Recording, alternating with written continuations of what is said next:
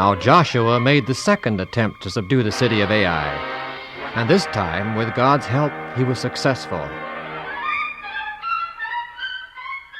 And the people which lived on this side of Jordan heard of Israel's victories, and their kings allied themselves with one another to fight together against Israel.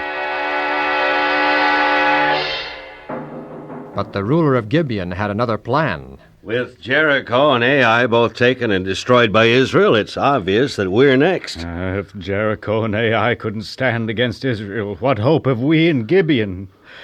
Unless we join the alliance, we're finished. I don't have much faith in alliances.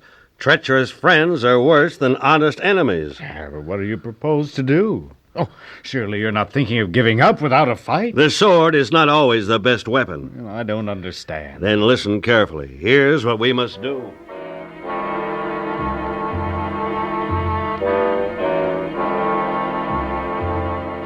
Joshua, there's some travelers to see you. Oh, I'm busy working out a plan for the capture of Gibeon. I think you should talk with them, Joshua. They've come a long way. It may be important. Oh, all right, Joram. Bring them in. Yes, sir.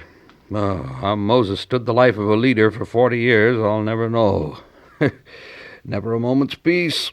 First it's this, then that. Now it's a bunch of travelers. This way. Joshua will talk with you now.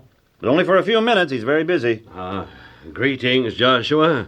It's a great honor to be received by such a renowned man as you. Greetings. What brings you to the camp of Israel? We have come as ambassadors representing our people. Oh? What people? We came from a far country.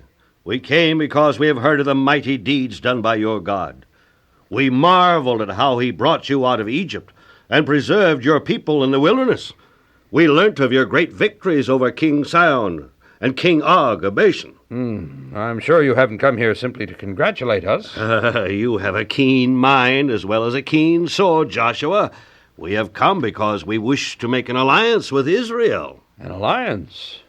Well, how can we be sure that you're men of truth? That you come from a far country, not from someplace in Canaan? Oh, sir, look at this bread.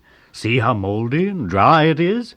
We took it fresh and hot from our ovens the day we left our country. And it's molded because we've been so long on the way. Oh, what do you think, Joram? The bread is certainly moldy. And look at these wineskins, sir.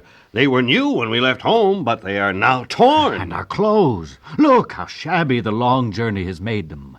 Would they look like this if we'd merely come from a place close by? And our shoes, how cracked and worn the leather is. Oh, very well. We will make an alliance with your people. Will you swear a formal oath by your God? The princes of Israel and I will swear by the Lord our God to make peace with you and let you live. 3 days passed. Toward evening of the third day, Joram, Joshua's lieutenant, happened to pass the tent wherein the travelers were resting.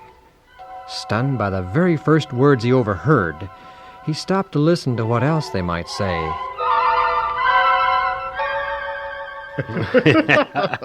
I can't get over what a benighted fool that Joshua is. I mean, what man in his right mind would believe our story? The way he fell for that business about the moldy bread. Yes, and the old wineskins and the cracked shoes.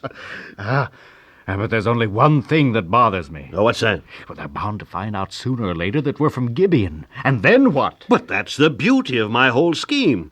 Joshua and the princes of Israel swore an oath by their God to make peace with us. You witnessed the ceremony yourself. Yes, but don't you see?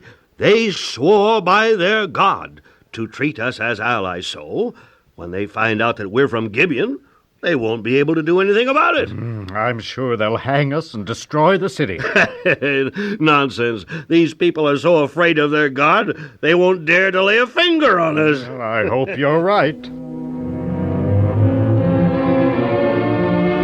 Full of rage over the way the Gibeonites had tricked Israel, Joram ran and told Joshua the whole story. Those Gibeonites. The very thought of how they deceived us makes my blood boil.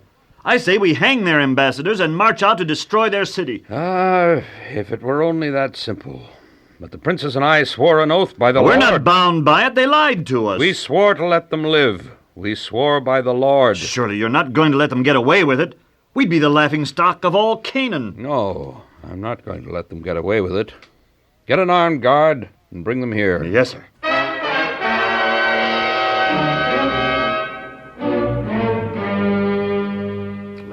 Now, what is the meaning of this, Joshua? Why this armed guard? We are allies. You tricked us into making an alliance with you. You're Gibeonites. Well, what if we are, Joshua? You swore a solemn oath. We swore to let you live. That's all. What are you going to do with us? You deceived us and lied to us. You're accursed. We will keep our promise to let you live, but you shall become slaves. You're slaves? It is just. To be slaves is better than death. So be it.